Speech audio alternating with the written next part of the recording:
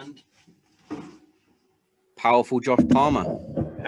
Welcome to the Granite Zero podcast. Thanks for having me. No problem, mate. Before I start, I'm going to need to turn my heat down a bit. You're rushing around, mate, and I'm sweating like a bastard. It's not really winter here in Philadelphia yet. It's kind of we're kind of getting a late fall. Does it ever get winter? Yeah, it's fun, man. It's brutal in January, February. Oh, is it? You know, yeah. The year before I moved here, they had about 6 feet of snow, and you know, I've been lucky. Well, I've been lucky since I've been here. I've only had to shovel the driveway a couple of times each year, so it's not too bad. So, how long have you been out there then? So I moved to Philly about 4.5 years ago. I married a Jersey girl, so that's how I ended up out here. But I'm very lucky in that I still do a lot of work for you know, my main firm in the UK, and obviously a bunch of promotions fly me back there every so often. So although I moved here, other than when my visa stopped me traveling, it's, you know, I go home 15, 20 times a year. So that's right, isn't it? It's all for some fucking hell. Well, yeah. High flyer, mate. High flyer. It's more just like, you know, getting. It's weird. When I moved here, I didn't miss my family that much because I was seeing them so much. But now, as I start to get on, and you know, I've got a kid of my own on the way very soon, and congratulations. Thank you. I'm starting to miss my family more, if that makes sense. Yeah, I know what you mean. I'm very not that I moved fucking as far away as you have, but when I joined the military, obviously at 20 years old, I was still fucking living at home with mum and dad. Joined the military and then fucking transferred the other side of the country, and took me a while to settle. But when I did, it's just been no different to me. So that's where I live. I live in Kent now. My family still live in Hereford still. So it's like, oh yeah, you got Feral Drive to do that, haven't you? Yeah. So it's like people always say, "Do you miss your family?" Oh, of course I miss my family. I have moments where I'm like, oh, I wish I was at home. I still call it home. Yeah, so do I. So do I. So I wish I was at home. And then it's like the other week, I managed, before they obviously set these new regulations that we've got here, I managed to get home for a bit of a short break, just myself. So I went and visited my brother, visited my mum. I saw my dad briefly. But yeah, my missus was like, how come you're going home without me and the girls? It's like, well, I just wanted a bit of me time. You know what I mean? Sometimes you need to reset and re-engage, as it were. Yeah, I mean, I don't get it too much from that perspective on a day-to-day basis. I mean, for me, my me time has always been, you know, getting on a mat and grappling with some people. That's my me time, and obviously, you know, other than a couple of outings, I haven't grappled for like 8-9 months now, and must be gagging for it. Must be gagging to choke some people out. It was. Do you know what? It wasn't bad when I started, and it's only as we're getting towards this tail end part, and a lot of my gym are back rolling like nothing's happening, and I can't. You know, my wife is pregnant, and the responsible thing to do is to, you know, put my needs aside for a bit. But it's only in the last couple of months it really started to get to me a bit more. It's just like I'm missing it, and it's more that I'm watching everybody else do it every day. You know, when I didn't have to see it because there were Zoom classes and stuff that people were doing, and you know, we had other things to occupy our time. It wasn't too bad, but you know, watching all my mates roll every day, and I'm like, oh. So you know, how long have you been rolling now for? It's 12.5 years, 2007. So yeah, just over 13 years. Yeah, because obviously we briefly met a good few years back. I think it would have been about 2013, I believe, just before I was leaving. I started getting into rolling. I wish I'd done a bit more. If I'm honest, I wish the Norfolk gym, Lidowski's gym. Yeah, was it Tsunami? Is it called? Yeah. I wish that was there. It may have been there. I wish I'd known about it earlier, should I say? And I wish that the Air Force Regiment had jiu-jitsu as part of their, because now like they do now. They fucking love it now, and same with the Marines, with the real team. Yeah. And it's like, I wish that was there, because they had Just judo. missed it by a few They had years, judo, you know. sure, but it's like, I don't really fancy doing judo. Yeah, judo's not really fun. It hurts too much. I don't really want to be thrown on my head, if I'm honest. I want to be choked out instead. Yeah, I mean, all my worst, not my worst, but some of my more catastrophic injuries have come from judo practice. Yeah, you know, because like as adults, we don't really learn. Kids, when they learn judo, they're fine. They learn to fall. yes. You know, us as adults, we're kind of awkward, and you know, like even even when I've been doing jiu-jitsu for 6 or 7 years, you know, I get thrown on my face, and it's like, I didn't really break fall there, did I? No. You know, so exactly. Yeah, so I met you back. I think we were training in the Bury St Edmunds Sports Hall, I think. Yeah, that would have been. Yeah, that was the gym before Lee's. Sort of came to fruition. Yeah. Yeah, I got humbled a few times rolling, I must say. I was always more of a striker. So I did boxing for the Air Force, so I was always more of a stand-up sort of person. And they was like adding in the takedowns. I can handle myself with takedowns. I used to do rugby. I can tackle, that sort of thing. Nice. Yeah, and then you get into a practice and you're like, oh, this is different. Yeah, but it's, you know, it's as long as, here's the thing, most people who do jiu-jitsu very rarely will go the other way. They'll very rarely put themselves in a situation where they get punched in the face, right? And it's you know, and you know, because I commentated so much MMA and I had a little dabble in MMA myself, and you know, I'm not one of those people, and I get equally as frustrated by people who just think jiu-jitsu is everything. And it's like, well, no, if I elbow you in the face right now, it's really not. Yeah, exactly. You know? That's why I quite like the Eddie Bravo combat jiu-jitsu. Yeah, where they have like a bit of the striking, and is it palm strikes they do? It slaps, it slaps more than palm strikes. It's supposed to be open hand strikes. Supposed to be, yeah. But I mean, that's changing a little. It's not changing a little bit, but you know, you've got. Like Tom Halpin, I think, won it without throwing a single strike, you know, and they've got another event coming up in Cancun, I think, in a couple of weeks. And I think Ash Williams from Wales he's in it. And it wouldn't surprise me if he went out there and just submitted or positionally dominated everybody without throwing a single slap, you know. How did you win? Well, I slapped some people. It's happened though. They've had people win from mount by just continually slapping someone in the face. Yeah, because going back to when we met, I remember having a brief. I think we were in the pub and had a little chat, and you were saying basically how jiu-jitsu saved your life, and I saw your little hashtag that you have on your profile. Yeah. Do you want to like talk about that at all? Or sure, of course. I mean, why not? You know, it's one of those things where it's really how people first became aware of. Not say aware of me, that sounds ridiculous, but like I got a little bit of like awareness and stuff when I sort of did the before and after photos. And you know, Seymour Yang is the illustrator, Mikatsu, did a little blog post on me and stuff when I lost my first chunk of weight. And you know, I lost about between 130, 140 pounds, depending on when you know, we always do this a lot. I'm doing this a lot right now.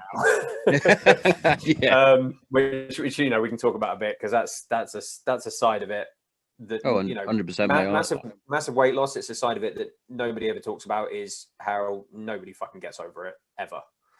You know, I think very few people do anyway. But I was lucky. I got into jiu-jitsu. I was able to, you know, put myself in some challenging situations that really helped grow me as a person. And, you know, and I was proud of myself when I look back on it, in that I made an effort to put myself in situations that were increasingly more uncomfortable.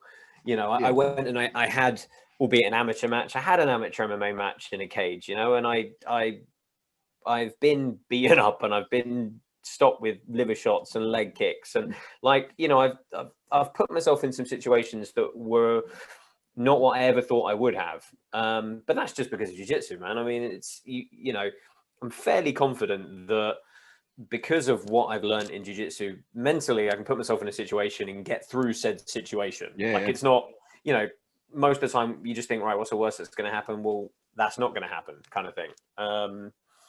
You know, my sort of pre-competition thing always used to be, it's like, well, even if I don't want to do something, I'm not going to pussy out. I'm going to go and do it, So in X amount of time, I'll be looking back on it knowing I will have done it. So I might as well. I used to do that with job interviews. I used to do it with, it's like, well, you're going to go do it. So in a certain amount of time, it's going to be done. But sorry, I digress. Yeah, man, I just, jiu-jitsu is just the thing that helped galvanize everything for me and just click for me. And, it really has allowed me to just think about everything differently. Really. I mean, the weight loss is a massive you part can see of it. that with loads of different things, and a lot of people got to realize that if you're going through a weight loss journey, you will find your niche that you like stick to. It's not necessary. I mean, I champion jiu-jitsu for it because I think it's a perfect blend of, helping people to work out, challenge themselves mentally. You don't really think about the fact you're working out, right? Because there's a social aspect to it as well. There's a big technical skill component to it, right? You could drill for an hour and a half. You're not really thinking about, I'm fucking running on a treadmill. You're drilling for an hour and a half. You're learning a skill, but you happen to be exercising at the same time. You throw in the opportunity to compete with people who are a similar age and athleticism and that kind of thing. And then you throw in the social aspect and the discipline side of it. And I think it's great. But it could, as you well say, be anything. How many people do you know who've got into like extreme endurance athletics, right? They've gone from being a drug addict to being an ultramarathon runner or something, right? Yeah, exactly. It could be anything. You just got to find what it is that you. Yeah, exactly. I've been trying to say it to my missus for fucking ages now. She's always, bless her. She'll find something she enjoys. She'll do it for a bit, see a few results, and then it seems to just trickle off. Right. And then she'll go, "Oh, I don't like the way I'm looking at the minute." It's like, well, you're the one that fucking stopped. Not me. I know I'm fat. Dude, I did the same thing, man. I mean, like the last probably 5 or 6 competitions I did, I competed at around 185 pounds, right? And I've actually never walked around consistently at that weight. I would always cut down to get to that weight. And every single time I would say to myself, right, this is my new baseline. This is where I'm staying. And I'm going to improve, and I'm going to improve from there. And maybe one day I'll have abs or, whatever. And it never happened, man. I'd go crazy eating straight away afterwards. And I'd go full knock back Ricky up Hatton. a few pounds. Yeah, not quite that bad. Like I've never rebounded ridiculously. I mean, I'm not, truth be told, although I'm stronger now, I'm not that far off being the heaviest I've walked around at generally. Because of all the lockdown and everything, and kind of taking my focus off a bit. But at the same time, there's no way in hell I'm going back to anything even close to what I was before. I mean, I can't fathom doing that. That's not happening. But, I will jump around between like 190 and 215, like every year. Right now, I'm trying to really put some habits and stuff in place so that I can have my first Christmas in a very long time without putting on 10 pounds. Literally every year, clockwork, Same with everyone that though, isn't it? It's the old Ross Geller thing, isn't it? Off Friends. I'm carrying a little holiday weight. Very much. I'm carrying a little lockdown weight at the minute. But yeah, it's with weight and that, I wholeheartedly agree with you there. So when I was boxing with the Air Force and we were going to go and do the Air Force competition at Wakefields, they basically told us we were doing it and then sent us on leave, and then we came back and started training. And so to be fair, I'm pretty sure 99% of us came back well overweight. I think it was only my mate Dan that was like underweight and he was allowed to eat. But yeah, my meals consisted of apples, and I think I was allowed soup at dinner. I was training like 4 times a day. I went from 85 kilos to 76.1 in like 2.5 days, something like that.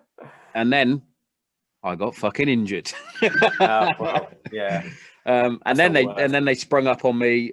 Like once my injury cleared, they were like, "Right, Tommo, you're fighting in Bolton against some bloke from the Olympic gym in Manchester." I was like, "All right, I'm not in fight shape."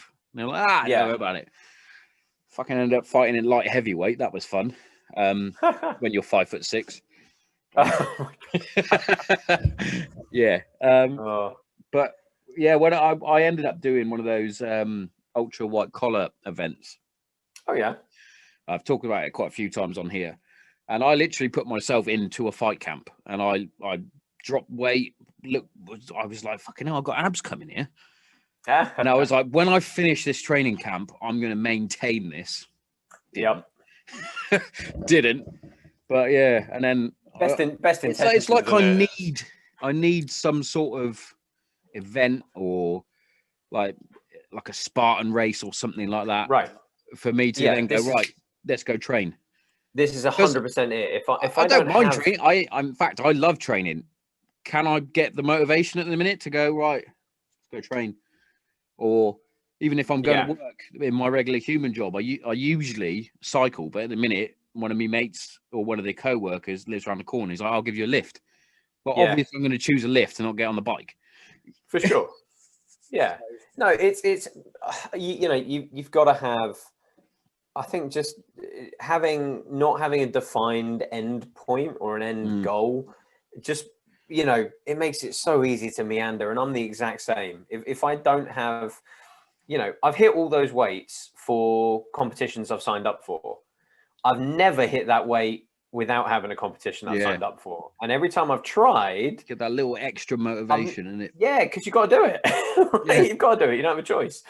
Every time I've tried to do it without that, it's been way harder, or I've stalled out somehow, or I've tried to interpret it that I should be, losing weight or getting in shape a lot quicker than I am, and then I'll overdo that and crash that. So trying to get some sort of steady progress for no apparent reason other than life is harder, which is what I'm wrestling with, so to speak, at the moment. Trying to be more sensible about it all. Yeah, definitely. Because obviously, when I was serving with the regiment, it was easier then. Because obviously, that's work. I've got to be physically fit for work.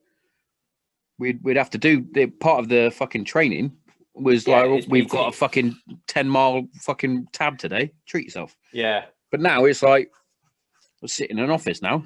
Well, this I've been. I mean, I have a lot of a lot of friends back in the UK who are in the military. I have a lot of friends here in the military, and I'm secretly so incredibly, them, some of my first responder friends. I'm so envious of the guys who PT is a paid part of your job. Yeah.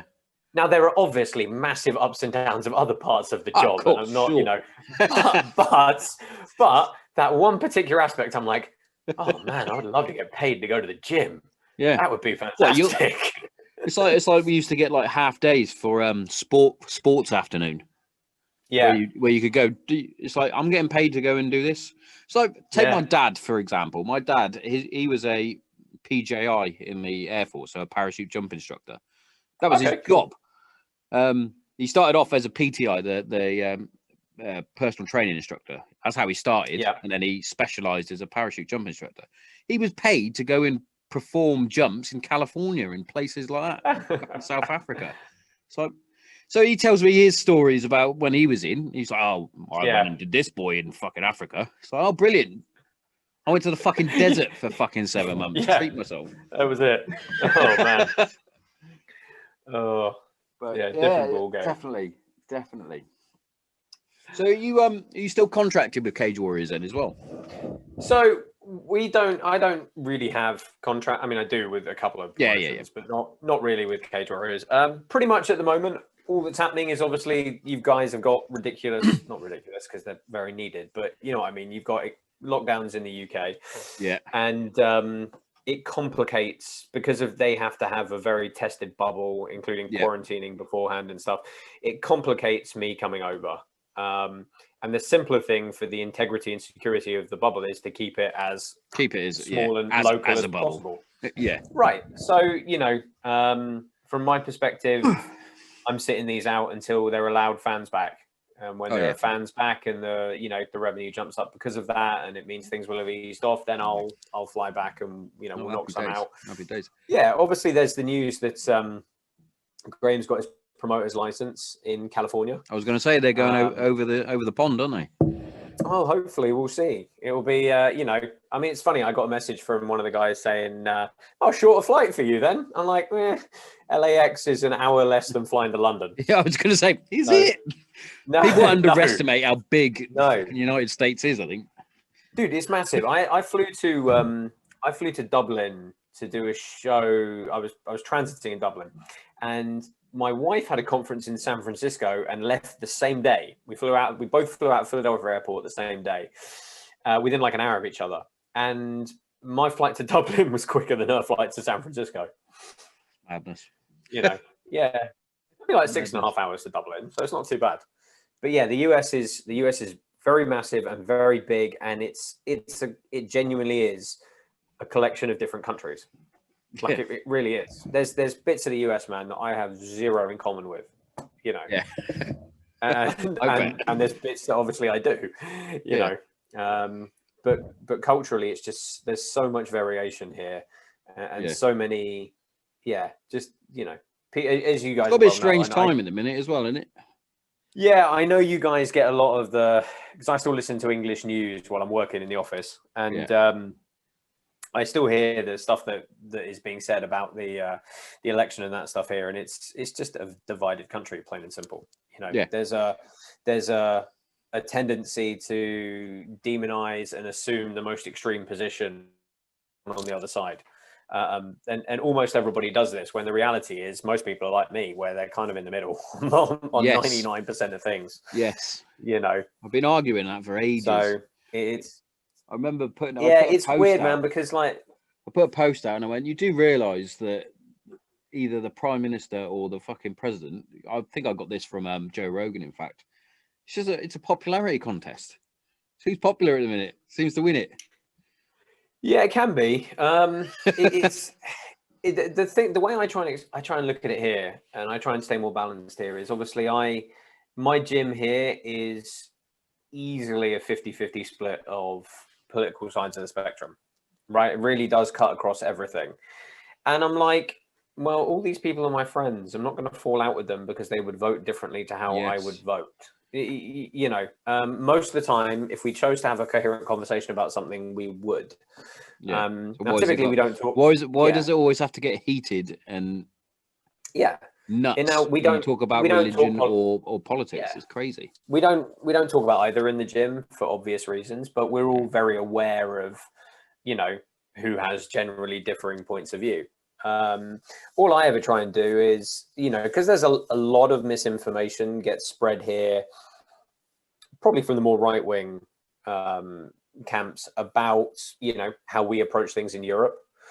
Particularly when it comes to National Healthcare Service or our tax system, employment rights is a big one, that kind of thing. And I just, I kind of give them an honest, like a factual viewpoint. I'm like, well, everybody gets this much time off and there's this much maternity leave, and it's, weird that you guys don't have that. You probably should have it.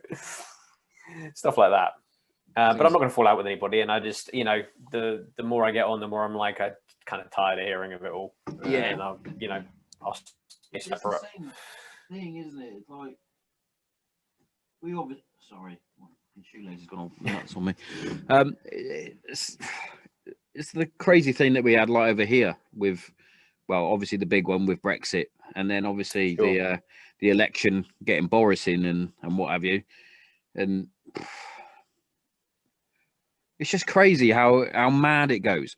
And obviously, I was trying to say this to someone the other day. The more you look for certain things, the more you're actually gonna find them. So say I was leaning more towards fucking Boris, I'm gonna find all the stuff that's pro Boris and makes Corbyn look like a fucking terrorist sympathizer and shit. And then you're like, he's a fucking terrorist. And then you're like, hang on a minute. And then you end up going down rabbit holes, and then you end up being ultra right wing and fucking blinkered, and you're like, it's really hard to stay sensibly in the middle of some stuff here. It really is. And like my local, I'm a member of my township's local Facebook group, just because it's easy to stay up on what's happening with the police are running initiative on this, or or trash pickups delayed, or it's that kind of stuff. But man, around the election time, it was nuts. Because the entire area I live is, although I live in New Jersey, which is very solidly a democratically controlled area, the actual township area I live in is a bit more working class, and it's very much a 50-50 split politically. Very much so. Craziness. And it is just weird, I still don't really get used to seeing like political flags and signs on houses and stuff, and it's well, I was actually quite chuffed the other day, because obviously, the one thing I love about America is how patriotic they can be, like having the flags outside the house and what have you. Okay, I'm curious to see where you go with this. I was walking down my little village, my street in my village, and it wasn't actually a Union flag. It wasn't a St. George's Cross or anything like that, but they did have a massive flagpole with the Remembrance Day fucking flag flying. I was like, oh, that's made me feel good. That there's actually two of them, because I have the St. George's Cross flying outside the back of my shed. Because I had about a fucking 1,000 in here that were going spare, so I thought, fuck it, I'm gonna fly one. Yeah. But yeah, I've always wanted. I've said to the missus, I want to fly the Union flag outside the house. She's like, no, people start complaining. It's like it's totally different. So there is a fine line. So my personal feeling on it, I like it for the most part. I have a Star Spangled Banner on a flagpole on the front of my garage, on the front of my house. If I look out my window now, 3 of my neighbors do as well. Right? I have a half Union Jack, half Star Spangled Banner in my gym, in my garage, right? Which is called the UK-US friendship flag. It's just split diagonally and it's both flags. Yeah, I do. And it's the same flag I have as a morale patch on my backpack. Yeah. Right? I, for the most part, like it. There is a point where it becomes a little bit weird for me. The Pledge of Allegiance, they still do in schools here, right? So every day, the kids pledge allegiance to the flag, which is weird for me. Well, it's not. We wouldn't have done that really at school, I think. No, and it's. I've even asked my kids recently. I went, "Do you actually know the national anthem?" And they were like, "No." And I was like, "What?" Okay. Now, so here's the thing: the national anthem, the U.S. national anthem, I love. I think it's great. Long though. It can be, but like, and they sing it a lot, right? Oh, they love it. But like sporting events here, I really like the national anthem. Yeah. I really enjoy it. There are times when it is vastly inappropriate though, and there is a barbecue restaurant near me that they do it because they are a veteran-owned and operated business. Yep. And obviously, as I'm sure you're well aware, the support for the military in general in the US is 50x, 100x, the way the general populace in the UK supports the military. But this barbecue restaurant at noon every single day, the entire dining room stops and everybody stands up and they put a waving flag on all the TV screens and they play the national anthem at noon every single day.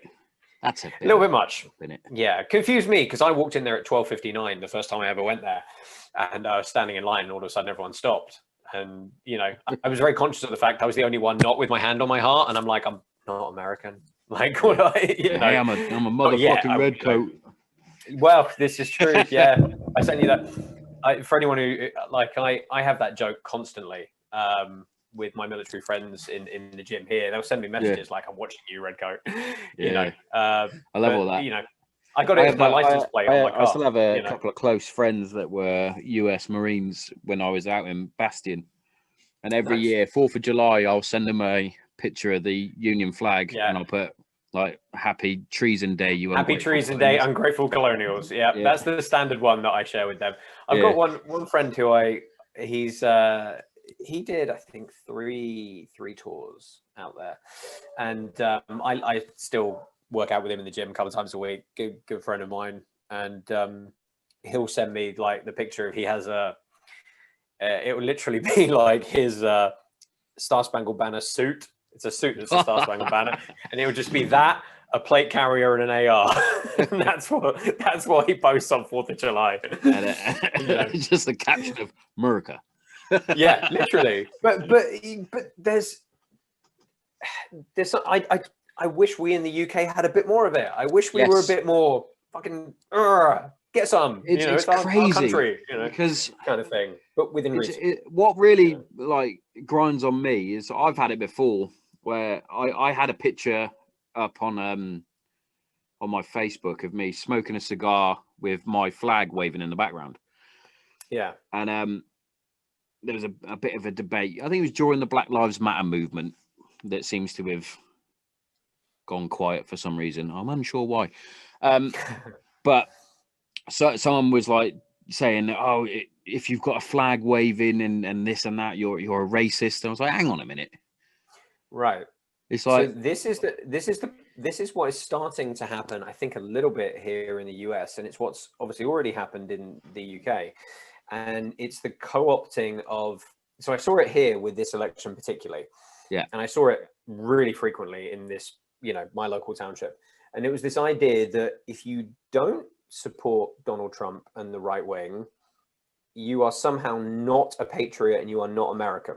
yeah. And if you're not flying an American flag, you are somehow not a patriot and not American. And it's starting to get very co-opted by one political side of the spectrum when it really shouldn't be. And that's kind of what I feel, happened in the UK to a certain extent. Yeah, I mean, definitely. as you say, how much do you see someone flying a St. George's Cross, you assume they're probably British National Party or something. Yeah, and that's what I said. I said, what you're seeing in my photo is a white male, heterosexual male, flying a St. George's Cross. So that automatically makes me a racist. And then she was like, no. I was like, well, that's what you're implying. When I have blah blah blah. I work with so and so. Mm-hmm. Like, but then I think, why should I have to justify myself? Because I know I'm not racist. Everybody I know knows I'm not racist. It's like, this is madness. I'm a patriot. I fought for my country. I should be allowed to fly my flag. Well, by the very definition. Yeah, it's like I should be able to fly it just because. It's like I think it's the whole offense thing as well. I'm offended. Well, how are you offended by a bit of cloth with some colours on it? Unless it was a fucking swastika or something, I could understand. Yeah, I mean, the battle here is not really over the I don't think anyone seriously looks at the American flag and ever gets upset. The battle here is obviously the Confederate flag. Yes.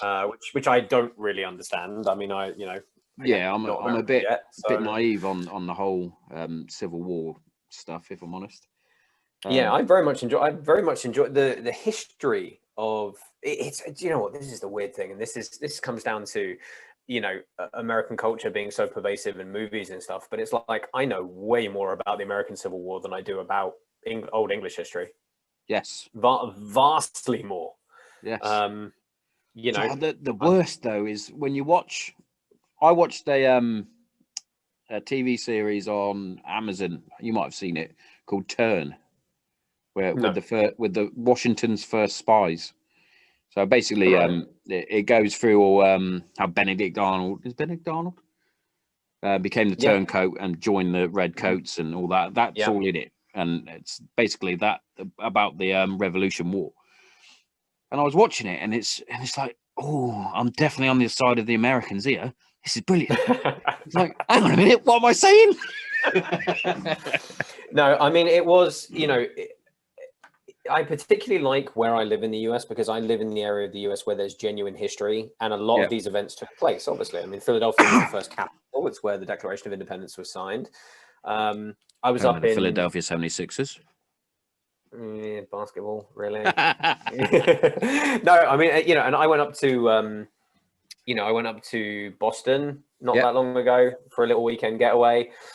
And obviously that's very much Revolutionary War territory. You know, I was able to find Palmer's gravestone, like my surname gravestone, in one of the battlefield cemeteries in Boston, you know, and then I was up at, you know, at Bunker Hill and all of those things, you know, where that famous saying, "Don't fire till you see the whites of their eyes," came from. And, you know, I was like, well, shit, my ancestors lost this battle, but bloody hell, you know. But then I was sitting there thinking, this must have been, what must it have been like to fight nuts. in that, in unreal, like, absolutely and nuts. I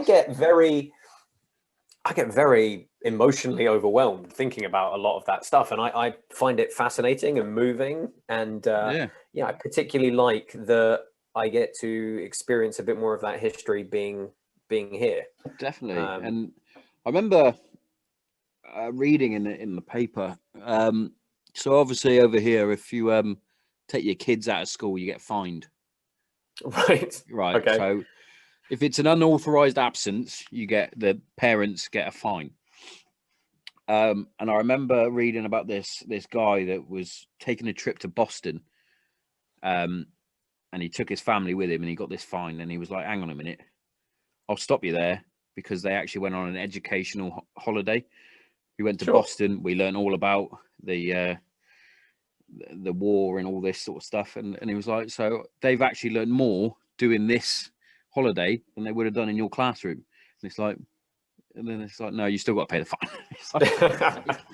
I genuinely, I mean, look, I was very fortunate. I went to what you would consider classic English boarding schools the whole time, and I don't remember most of the stuff regarding English Civil War history or that kind of thing. No. But yeah, so here's a different ballgame. I got to go to some Civil War sites here as well when I was down in like Savannah and Georgia and that kind of thing. As a military minded person, what a crazy way to fight as well. They literally would march you up. Want to march toe to toe on open fields? Shoot, if you miss, you're fucked, basically. Yeah, it's I like I say, I can't fathom what it was like. No, even to closer wars as well. Obviously, just going back to World War One, World War Two remembrance on the couple of weekends ago. It's like the wars that I went to were obviously a lot different, but I couldn't even imagine being in those wars. Like, it's like, well, I mean, it's got to be weird for you guys, because I'm sure, you know, the average person like me who is, you know, fingers crossed, never going to be in a situation even remotely like that ever. You know, we have zero realistic frame of reference to, you know, unless we can be really objective about it, we have zero realistic frame of reference. You guys at least have some frame of reference.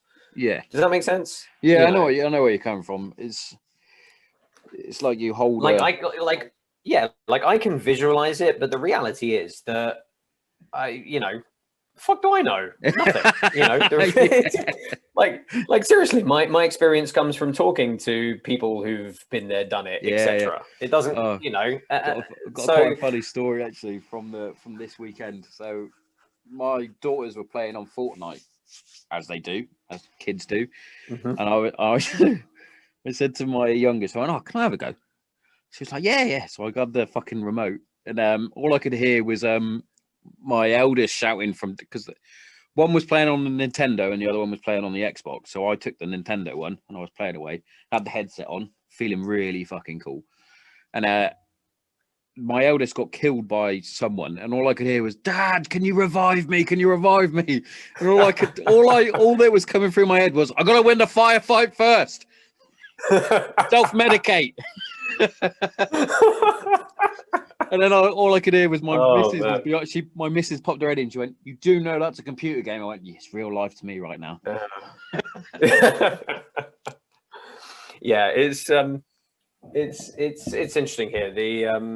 The general population here seems to, as I say, they just have a different way of looking at the military service than people back home do. it's getting there now. I feel that now that I mentioned it with Mark Ormrod the other week on the show. He's another vet that tragically lost both his legs and an arm. But we were discussing how now it is almost catching up with America, where it's cool to be a veteran. Like over here for fucking years and years and years, you say, if you went to someone and said, "What do you think a veteran is?"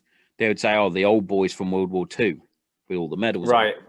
But now it's like, "What do you think of a veteran?" Oh, it's like yourself that's got a podcast. It's this guy that's got a veteran-owned company. Like, it's now, oh, that's a veteran-owned company. That's a cool thing to.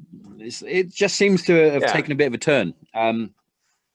Good. I'm glad to hear it. It's some things are still behind the times in regards to mental health and things like that, which I'll discuss with you in a second. Because obviously I had a bit of shit on the weekend that I said I was going to discuss, and I will. Okay. But I've always been an admirer of how the Americans treat their servicemen and women and their veterans. They even have a day. Yes, we have Remembrance Day. So but they've got because Veterans Day is Remembrance Day, and then you have Memorial Day as well, don't they? So exactly. So Memorial Day is to commemorate soldiers who are no longer with us. Yeah. And Veterans Day is to commemorate, which falls with Remembrance Day effectively in the UK, is to commemorate currently serving members. So we have both of those two. But yeah, I mean, there's a lot of additional perks here for being a veteran. It's preferential banking rates and mortgage rates, and just general discounts and that kind of thing. So everybody here kind of appreciates military service in a different light. Yeah. Obviously, the military is vastly bigger as well. I mean, they're not as good. I have no, grapple guys from both services in both countries. They're both great. But yeah, to be fair, like I said, it is starting to take a turnaround. We do have like the defense discount card and things like that for servicemen and veterans. Which you get a good few discount codes and things like that. But there's so many things on there that you don't even think to go and look up. Like you get there's things off like holidays and shit like that. I was like looking through the list and I was like, why have I not done this before? There's a website here called GovX, which is only for like military and government employee contractors. Yeah. And they get discounts on like everything. Like, oh, you want a new bench made? Well, it's $200 cheaper on there to buy it than that kind of thing. So I mean, I have several friends I know who like anytime their family needs something, they're like, I'll get it for you on GovX. It's the best way to be. Tell you what, I did enjoy was your photo that you sent me the other day with your rifle. My dust cover. Yeah, it's funny. I haven't really shown many people that because I don't really put stuff out there related to things like that all that much because it's a divisive subject, and it's a divisive subject within my own family as well. And obviously, I come from the UK where we don't have firearms in the same capacity as we do over here. But I very much enjoy shooting at the range. I make a point of only going once a month at the moment because ammo is very expensive right now. Very, very expensive right now. Like, think triple what it should usually be. But I'll make time once a month at least. Or stopping people getting ready for something. Basically, ammo prices in the US are on a 4-year cycle anyway. With the election, they always peak. And during surge times, nobody retools machines to meet demand because the demand's going to come back down again. But obviously, it was exacerbated by the pandemic here, where you had some ungodly number of new gun owners purchased this year. And it meant that there's a massive shortage of available ammunition and firearms in general. I mean, I know my local gun store who I used for my transfers, were That's brilliant in itself. Sold out of almost everything. Well, My the fact that I have a local gun store. Just popping out to the shop. Where you going? The gun store, obviously. There's like four within me. Now, what you've got to remember is I live in New Jersey, right? Which has rules that the majority of gun owners in the US consider to be evil and unconstitutional. I happen to quite like them, which puts me in a very weird spot as being a liberal gun owner who likes the gun control that I am under, if that makes sense. So for instance, if I want to buy another pistol, I have to apply for a permit to get said pistol. And then I have to clear an extra when you think about it, that's how it should be. Right. Applying for permits and getting accepted. Exactly. I had to be awarded through the right hoops to Similar over here. If you want to get your shotgun license, you have to have a gun safe and do this. Oh, well, you see, but you see, that would be a Fourth Amendment violation here if anyone was to come into your house and try and check that you have a gun safe. Now, I obviously have a gun safe because I'm a responsible gun owner, but you don't have to. But no, I mean, look, I'm the first in my entire township at the area where I live. I'm the first non-US citizen to have been awarded a firearms permit. That's amazing. I'm so it's right now. It's a cool fact. Yeah, most Americans don't even appreciate that you don't have to be a US citizen to own firearms, but you can. So I take advantage of that. I go shoot at the range. I don't really have them for self-defense because on my hierarchy of risk assessment within my life, an armed intruder breaking into my house is not up there. I've got dogs, I've got cameras, I've got secure locks. Like there's things that have to happen before we reach that. They've got to go through a few hoops before they get shot. But shooting at the range as a martial skill, as an extension of what I do in jiu-jitsu, right? With breath control, grip control, recoil management, all those things. Marksmanship principles. It feels very like I'm doing a martial art, particularly if, the way I train at the moment. It is a good feeling. And I never really appreciated it until I actually left the military. Like if we were told, I'm going to the range today, I was always like, for fuck's sake. That means I have to get my gun out and I got to clean it. But now it's like I feel a lot of people here don't. Now I'm like, I wish I could just go to the range. I would love to just go to the range and just empty. So for me, it's I posted a rare Instagram post about it last month when I went, and I was like, meditation. It's like it is. It's an hour of me being very, very focused and very, very deliberate in the drills I'm running and the motions I'm doing and what I'm concentrating on. It just occurred to me that when you started this segue off, we didn't actually explain what you liked, what you thought was funny about my rifle. But obviously, for people who don't know at home, is an AR-15 has a dust cover that comes open to eject the casings out of, and my dust cover has a laser engraved UK flag and US flag side by side. And then when it flips open, the inside is engraved with the UK-US friendship flag, and it has text next to it that says "I'm complicated." That's the best way to be. But it's amazing. But like I said a minute ago, I was going to get back to a certain subject that I was going to bring up, and I saw you post this, but I've no idea what it was in reference to. So basically, I posted it.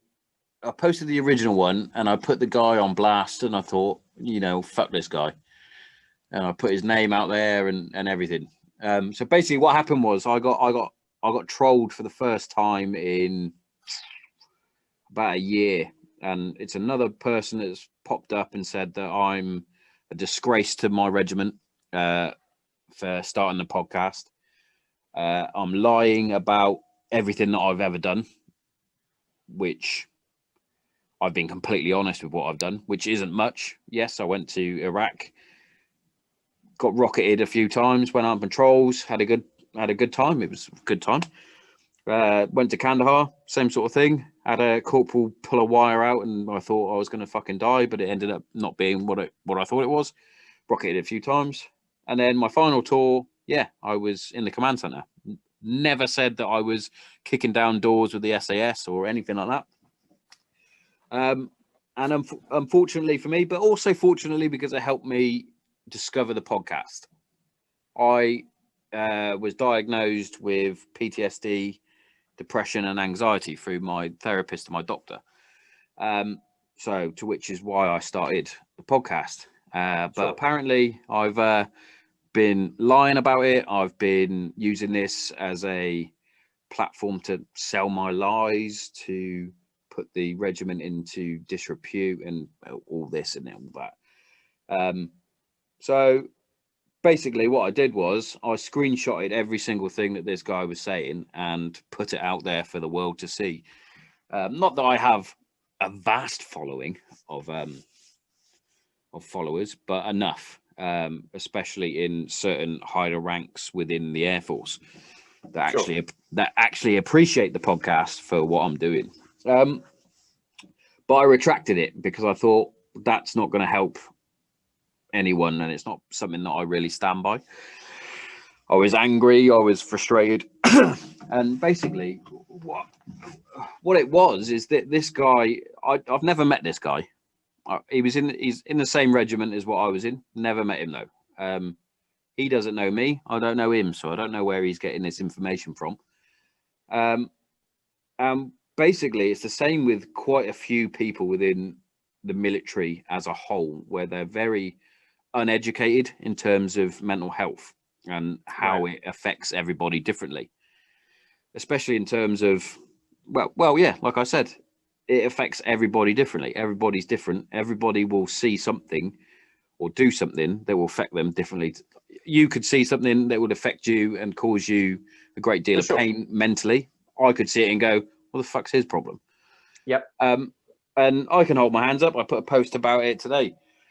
When I first left the military, I was dealing with a lot of problems that I didn't know how to comprehend and articulate in a way that I was like, what the fuck is going on? Why am I feeling like this? I found out that a close friend of mine was suffering with depression. And I was like, what the fuck has he got to be depressed about? And I gave him a bit of shit. Not to his face, but like talking to my missus, and I'm like, what? There's nothing wrong with him. He didn't do anything on tour. And it's not until I really stopped and thought and was like, hang on a minute, mate. You've got a lot of issues going on here and you have never dealt with them. You've never spoke about it. You've never addressed it. And I found myself getting very angry, very frustrated, very snappy, very just emotional, but without really showing any. And it was very much, are you all right? And the standard issue, I'm fine. Yeah, of course. And that's what a lot of people don't realize within the military, that just because someone is now outspoken about it and trying to make a difference doesn't mean they're faking it. And it's just the same as, you could look back now, not military wise, this is just general men's mental health, we'll say. You look at someone like Robin Williams. Yeah. You'd say he's the fucking life and soul of the party. You never know. And you don't know. And just because you can't, the quote Linkin Park, just because you can't see it doesn't mean it's not there. Yeah. There is, it is obviously international, I think it's International Men's Day this week. Fantastic. Rather appropriately, I don't know if you browse Reddit at all, but on Ask Reddit currently, there's a post with, I don't know, 26,000 comments or something, which is a serious post. And it's men of Reddit who never show your emotions. What do you want to say that you don't feel you can say to anyone? And man, that's some heavy reading. Like you are running the complete gamut there of like, it really goes to show everybody's fighting their own battles. Don't be a dick to them. Yeah, exactly. Just like everybody, it's everybody has something that they're getting hung up on. What my brother summed it up to me like almost perfectly as well. He went, what could be going through his head that he woke up in the morning and went, I'm going to message Tommo today? Yeah, bit of projection probably. I mean, I used to get quite arsy with people who would, if someone would criticize me, it doesn't happen all that often with like the commentary and stuff that I do where people say nasty things. It doesn't happen all that often. but I just started replying to people like, "Is everything all right with you that you felt the need to say that?" Yeah. That would aggravate them more, which probably wasn't. It's like I've wasn't had really quite the a few point. people say, "You just kill him with kindness," and it's like, Yeah, pretty much. Pretty much. I and I was mean, like that, which is when I decided to retract the original. I kept the narrative that I put up, but I changed obviously the picture because I sure. thought. But looking through the guys, like I'm not a friend with him or anything, but obviously you can check at photos and things like that, and it's like you've got a daughter, mate. Why are you? What Yeah. sort of what are you going to show your daughter about? So the difference between me and you at the minute, mate, is that when I was really struggling, it was my daughter that came and found me curled up in a ball, which I've mentioned several times. It's been in the documentary that I put out. It's in the book that I'm writing. She came into my kitchen, saw me on the floor, picked me up, and told me basically, "Daddy, it's okay. We all love you. You're going to be fine." Like, and how can I then go and explain to my? It's crazy. Like, Yeah. I mean, you know how I deal with a lot of this now is when it's other people. When it's me, it's different, right? Like I don't. I'm 99.9% certain I've never been depressed in any way, shape, or form. I have down days, yeah, like sure, everybody does. You know, I have days where I'm like, oh man, I don't feel like doing shit today. Like, you know, yeah, it's rare, but like it happens. But I don't think I've ever been, you know, I have my hang-ups to do with my weight loss and that kind of thing, and probably some body dysmorphia knocking around. But in terms of other people, you know, I read a book years ago called The Chimp Paradox. my brother's reading that. He told me I need to Right. read it. It's fantastic. And there's a bit, I'm pretty certain it was that book. There's a bit in it. There's a bit in it where they talk about your reaction to things and your lizard brain, your animal brain, your lizard brain versus your kind of analytical brain. And I realized that, yeah, your first reaction to things is to get pissed off and lash out. But the reality is that if you Yeah, don't say anything and you consider it, then you can rationalize everything in your head and ultimately don't worry about shit you don't have direct control over. So like if someone yes, wants to say something bad about me, I don't have direct control over it. I'm not going to waste time about it. And all I do is I don't react out loud to anything now yeah, that's negative, which you know is it was funny with my ex and my wife to a certain extent because you know if they want it, sometimes they like having a good row, and I'm like, I'm not saying anything. Like, you know, yeah, that's it's the light-hearted side of it. But you know, the very serious thing is yeah. I totally I get that, don't, and it's yeah, something that I need to control that initial instinct, like you said. Like my initial instinct, I had some fucking comebacks like ready to go, and I was like, "Take a minute. Let's yeah. not There's no let's benefit. let's not send There's, that one." And then there's I put the thing out, and then a few people commented back to me and was like, "Mate, what you're doing there is brilliant, but you probably don't need to send his name out and things like yeah. that." And I was like, "Yeah, you got a point there." There's What I've been wondering, what I've been wondering a lot more recently, I've never been to therapy, right, for anything, but it's a much more accepted thing here in the US, I think, than in the yeah, UK. And you know, I have several friends who I know have benefited from that, and I'm wondering if almost everybody wouldn't benefit from it at some I think point. so, mate. I did it. You know, I did it a few times. I was going through a tough patch with the missus, and she was like, "Right, you're going to therapy." And I was like, "Nah." She was like, "No, you're going to therapy." I was like, "All right, I better go." Um, so I went, and basically I sat down, and she literally asked me about two questions, and the next thing I know, I'm in floods of tears, fucking right? opening Yeah. up to this fucking woman that I've never met about things that took place when I was a kid that I witnessed and things like that. And I was like, whoa. And then it's like, oh fucking hell, that's different. And then literally fast forward to quite recently going on, I went and did a course called the Inner Armor course, which I've mentioned fucking loads of times on here. I fully stand by it. And basically, it's a post-traumatic growth sort of course where they use positive psychology through a 28 question process. Basically, the bloke that does it, a good friend of mine now, Al McGregor, he asks you these questions, and then he'll offer you like a challenge, or he'll offer you like an insight to what you've just said, or a reflection and things like that. And the way he picks apart all these little bits, he opened me up. The way I described it, I think he put it on his website. He opened me up like I was a packet of crisps. And he discovered that I was lacking a lot of pride in what I was doing, and all this, which was like a huge stem to my depression and what have you. And it was like, fucking hell, never even thought of that. But it helps to have a sounding board to explain that, doesn't it? Yeah. And there's so many. It's just within the military itself, they need to do more. There are things. I've got a guy coming on the show soon, who is a resilience trainer, I believe, within the military. Interesting. Mental resilience, which I think a lot of that is good. There's a lot of it that I'm a bit skeptical hippo over.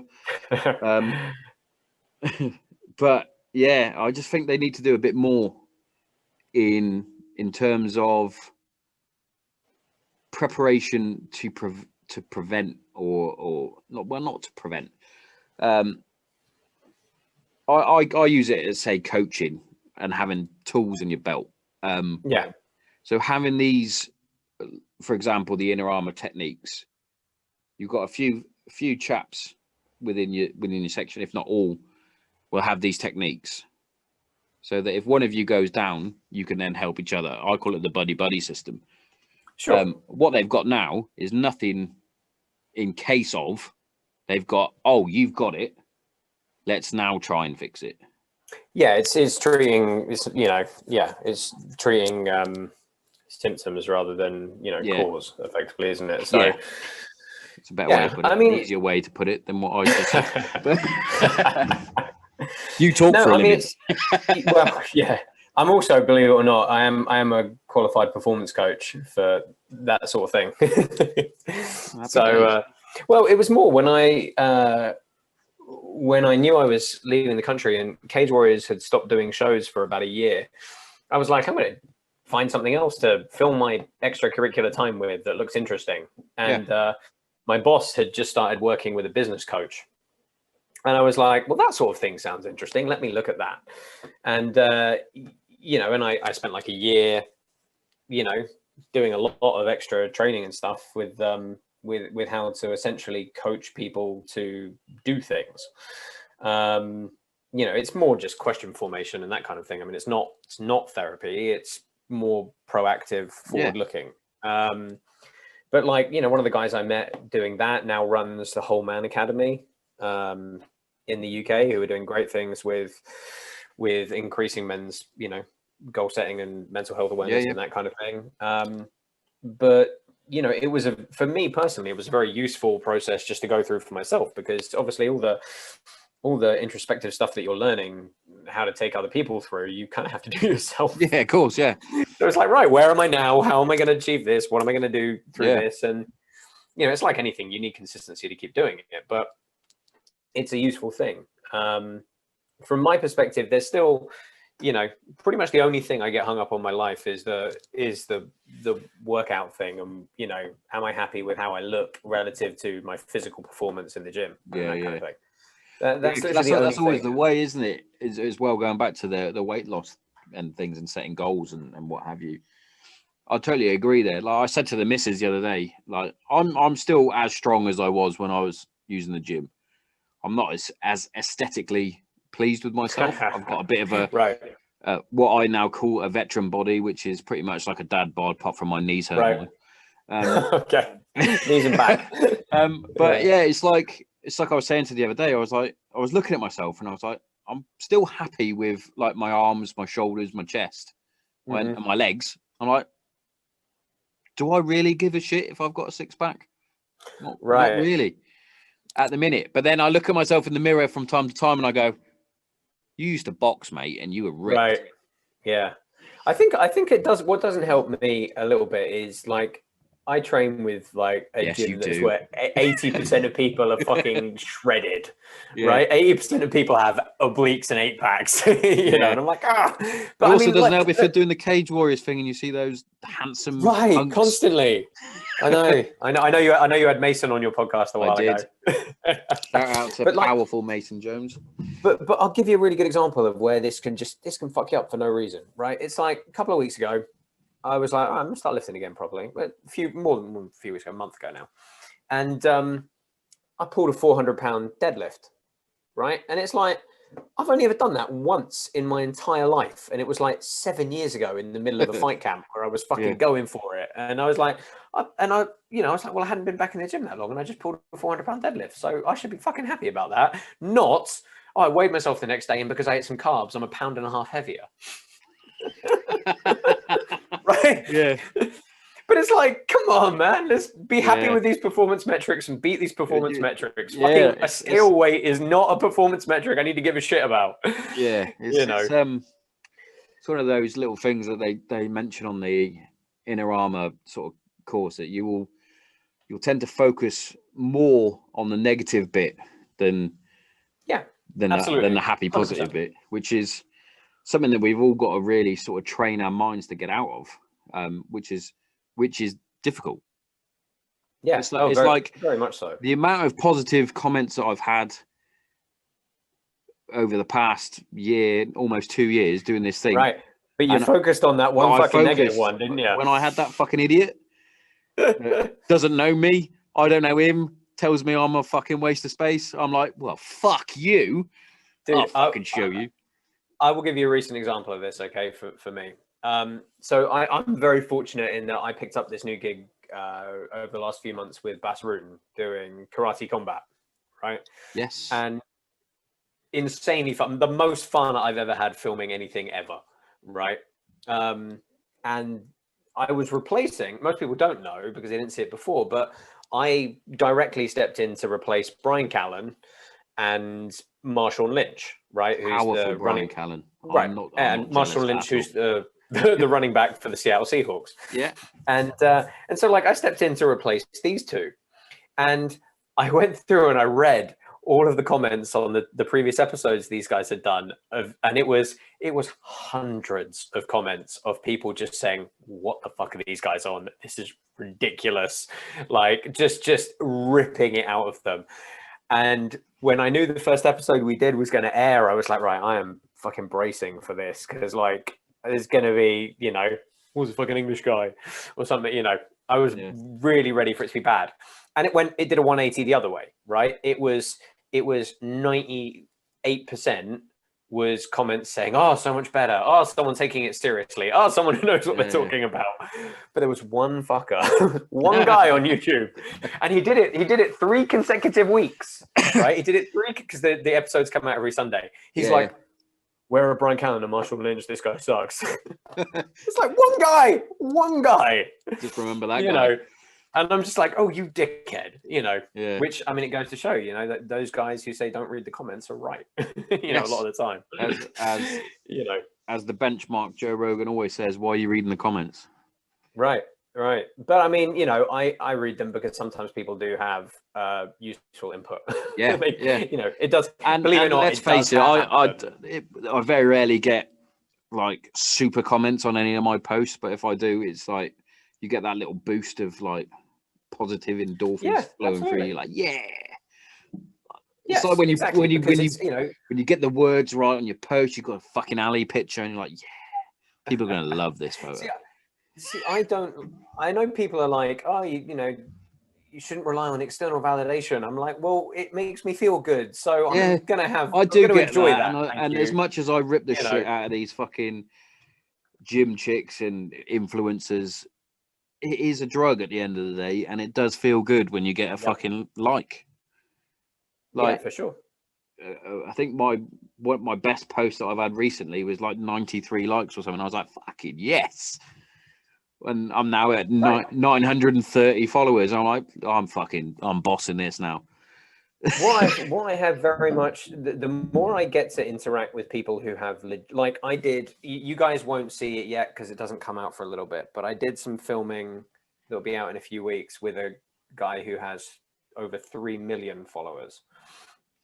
And just a couple then, right? it's just a different level, man. Like at that point, you don't like it doesn't, you could post something that was good for, I mean, and to be fair, it happens with my friends who have like 150,000 followers, right? Like you could post something that is by every conceivable metric and standard good for humanity and positive. Yeah. And there'll still be people Yeah. who will want to tear it down. Like that, you know. So I always think it's funny though as well with like famous, like proper famous people, like they could post pretty much nothing. Like they could put on Twitter like a full stop, and there'll be a still million get 400,000 likes. Why are people liking that? But it's like, yeah, it's a different world, mate. It is weird what some people follow. I have to say, it gets very weird. I watched this sort. It was like a mini sort of documentary based TV program thing. Anyway, it was basically a take on someone who had just come out of like Love Island or something like that, or Big Brother, I think. Right. It was. Yeah. And how they shoot to fame, and how like they crash immediately. It's a bit like a fucking Black Mirror type program. Sure. But yeah. Based in now time, and it was like he had alarms set on his phone where he had to do a post for a protein shake, right, and be like, "Hey guys," and be all happy, and then he put his phone away and be all fucking shit. It's like and then the next series comes out, and then he's just a nobody, and he can't get to grips with it, and then ends up, spoiler alert, I can't even remember what the fucking program's called, so it doesn't really matter. But he ends up, I imagine, like, trying to top himself because he gets that depressed, and it's like I can see that happening with a lot of these. It's got to be a trip, man. I mean, you know, there's a couple of things I've been fortunate enough to do where it's like, oh, I've had an assistant while I've been there, and you know, and I'm like, I can't imagine what it would be like if that was your life, like 24/7, 365, and then suddenly it wasn't. You know, it's got to be, and then you can sort of see why they then go on to programs like I'm a Celebrity and Celebrity Big Brother and things like that. It's like, oh, I get it. I do get it. Yeah. You fuck me off, but I do get it. Trying to spin a positive light on everyone, but you do fuck me off. But it's, I say it, to be fair, I can be a bit of a troll, I guess. It's mainly with my daughters and what they watch, because they go onto YouTube and watch all these YouTubers, and I'm like, it's because I'm a grumpy old man. I'm like, they fuck me off because the more you're watching, the more they're getting paid, and they're making money from filming a mundane life. Yeah, and I try and say to them, what are they bringing though? What are they bringing for this entertainment? This is not entertainment. They've just opened a bunch of toys, and you're watching them. Oh, those ones. Yeah. Yeah, certain YouTubers, I get it, because they some of them can be quite entertaining, and I'm like, oh yeah, as they're playing hide and seek, from their wife running past their Lamborghini, and I'm like, how the fuck have you afforded that? There's a lot of YouTubers I actually watch quite a lot of YouTubers as a, you know, rather than watching a TV show or a film or something. Yeah. There's quite a lot of YouTubers I watch because generally I will learn something, and you know, some of the ones where you see a bit more about what their day-to-day life is like versus what they're, you know, there's a couple of like strength and conditioning guys who I follow who the same thing. There's some guys in the firearms world, like Demolition Ranch is an obvious one, right? Like the guy's got 8 million followers, and it's all his videos are him just basically having fun shooting just random things with random firearms. Right, but he has a side channel called Off the Ranch, which is more his daily life, and it's like, the dude's got a 25-part series of renovating this massive abandoned mansion ranch he's got on the top of this hill in Texas. And I'm like, that's cool. You know, so it's like, I get it, you know. Yeah, don't get me wrong. I get the ones that are bringing something that is entertaining, all for it. But the ones that are tailored for kids so that they get watched on loop and loop and loop, so that Right. they then get like adults opening kids' toys and playing with them See- and doing the voices.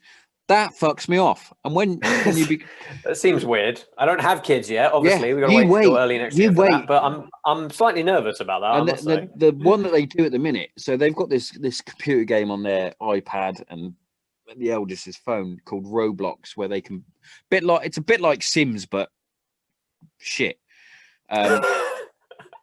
Where they can design their own like house and they can go and see their mate and whatever. Sure.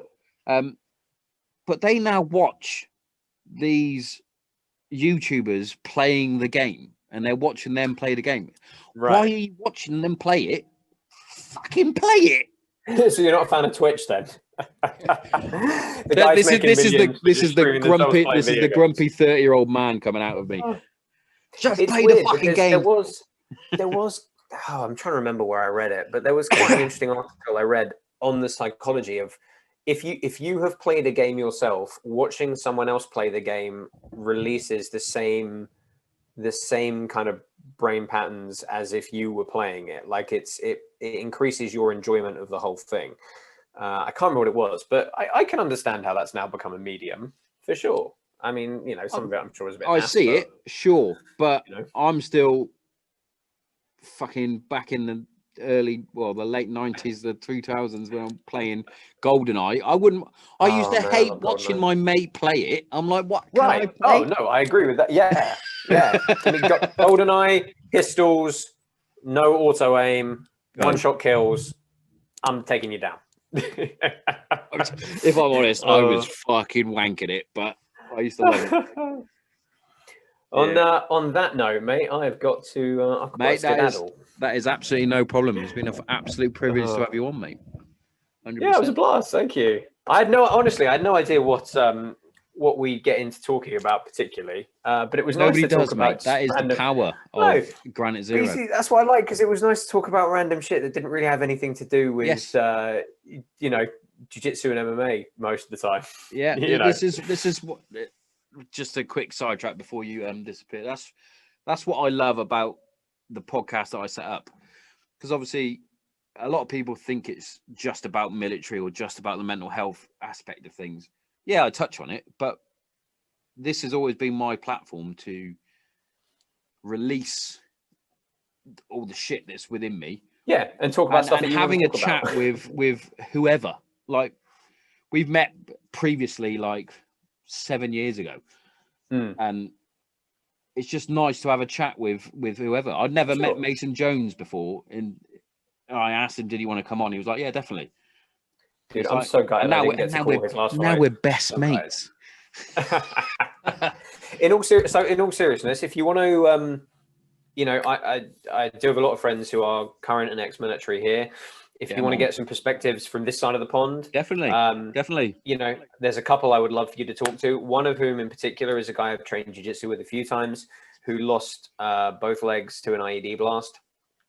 And he fucking gets his purple belt, gets on the mat, and he takes his prosthetics off, and he fucking scraps with the best of them. And it's like, tell you what, man, it's motivating as hell. I'll grab his details from you, because I'll get him in comms with Mark Ormrod, who I mentioned earlier, who is a blue belt, and he's only got one arm. Right. He's a fucking fantastic bloke, and I think they would bounce off each other quite nicely. Yeah, but I'll shoot you some details, and we'll see what we can. Yeah, mate. Josh, thank you very much for coming on the show. Been a pleasure, Tommo. Cheers, mate. You have a good day. See you later. Enjoy training later. Cheers. Oh, great. Yeah. Squats.